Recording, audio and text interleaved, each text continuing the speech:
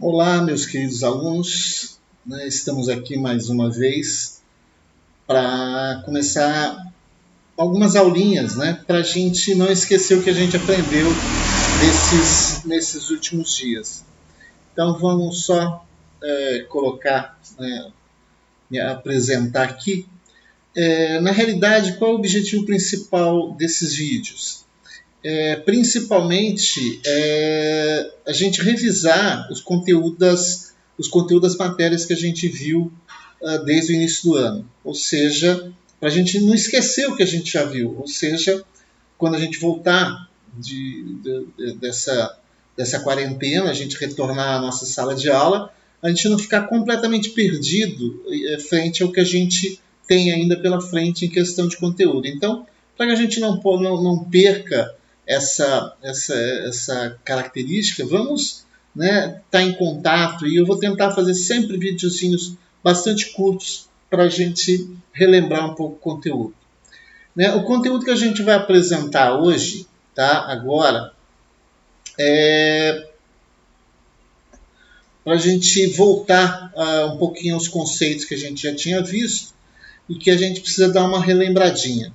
Então, vocês se lembram logo na nossa primeira aula, quando a gente começou a gente começou a falar sobre, nas aulas de cristalografia, que a cristalografia basicamente depende da estrutura atômica, né? E eu falei para vocês relembrarem lá das aulas de química, das aulas principalmente de química, né? Sobre a estrutura atômica, né? O modelo atômico de Bohr. Esse que está representado aí, deixa eu tirar a minha imagem, para vocês visualizarem melhor, né? Tirar aqui a minha imagem. Então aí a gente tem um átomo, né? O átomo é considerado a menor unidade divisível que contém as características de um elemento específico, tá? Ou seja, a menor unidade que ainda mantém as características do elemento. É importante lembrar que o átomo a gente já sabe que não é menor, tem unidades menores ainda, então, mas a gente considera ele como sendo menor. O núcleo, né, mais a órbita dos elétrons, ele tem um tamanho aí, a extensão de 10 a menos 43 centímetros. Isso significa, pessoal, 0,43 zeros. Né? Imagina o tamanho de um átomo extremamente pequeno. Né? Extremamente pequeno. O núcleo é formado pelos prótons e nêutrons. Né? O Z corresponde ao chamado número atômico, que é o número de prótons, e o número de massa, que são o número de prótons e nêutrons. Quando a gente fala de um átomo fundamental, os elétrons ocupam a configuração de energia mais baixa possível. O que eu quero dizer com isso? É um átomo estável, né? Um átomo que está estável, não tem qualquer tipo de manifestação, ele se mantém estável, é um átomo fundamental. A partir do momento que esse átomo fundamental ele é excitado, né, ele gera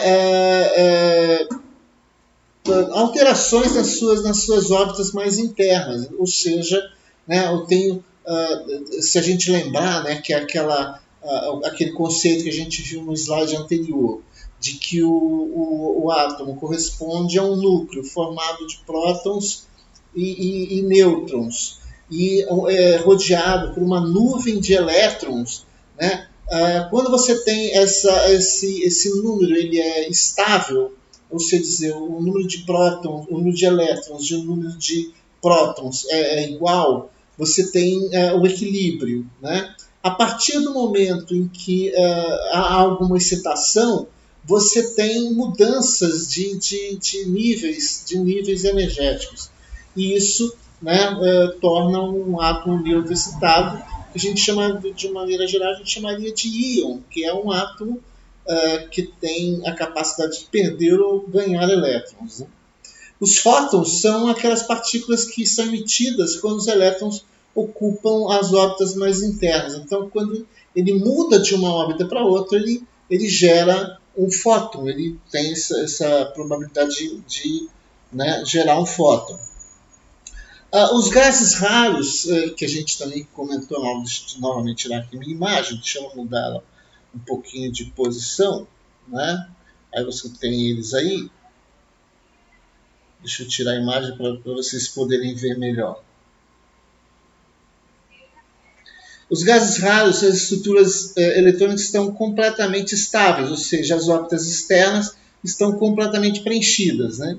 Então, os gases raros, a gente costuma dizer que eles não se misturam, eles não formam compostos, porque ele não tem essa capacidade de compartilhar ou doar ou ceder elétrons das suas órbitas mais externas. Essa capacidade que alguns minerais têm de fazer essas ligações, né, essas ligações químicas, é o que a gente faz para explicar, por exemplo, como é que os minerais, os elementos químicos, eles formam compostos químicos, ou seja, a partir dessa possibilidade de buscar uma condição de órbitas mais saturadas e mais estáveis. Né? E a partir disso vão formar o que a gente chama de compostos químicos. Os átomos se atraem mutuamente porque o núcleo de um atrai os elétrons do outro e vice-versa. Né? Então, nesse processo, a gente tem essas características. As ligações químicas, também não vou me aprofundar muito nessa parte, mas só lembrando, né, que as ligações químicas são as que mantêm esses átomos juntos, né? E elas se classificam de acordo com o grau com que o núcleo atrai ou cede elétrons. Então, aí os exemplos mais comuns, a ligação iônica, a ligação covalente, a ligação metálica e a Van der Waals. Para nós, na mineralogia, na petrografia, o que é importante a gente saber disso aí? É que essas ligações é que vão determinar uma série de características dos minerais, uma série de propriedades dos minerais, sejam propriedades físicas, propriedades ópticas, magnéticas, elétricas. Nós vamos depois pormenorizar cada uma dessas propriedades, mas essas propriedades vão depender exclusivamente dessas ligações químicas. Então, essas ligações químicas elas têm essa característica aí de influenciar nas propriedades. Aí a gente tem alguns. Deixa eu tirar a minha imagem daqui, posicionar em outro lugar para que não atrapalhe tanto. Então, aí a gente tem, né, a ligação iônica, você tem a transferência de elétrons entre órbitas de valência, né? Você tem eletropositivos e eletronegativos, né? Comum em minerais como a halita, por exemplo, que é o conhecido sal de cozinha. A propriedade, a ligação química do tipo covalente, os elétrons compartilhados em órbitas de ligação.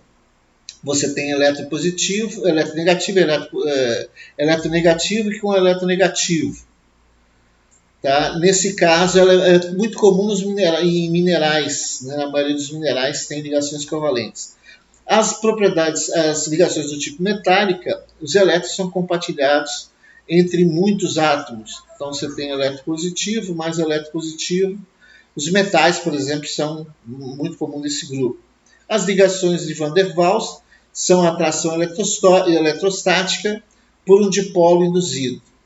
Né? Você tem a seção de lamelas, por exemplo, a coesão das lamelas de mica, de grafita, ela se dá em função das ligações de Van der Waals. A cristalografia morfológica a gente vai falar na próxima aula. Valeu? Obrigado, galera. Até a próxima.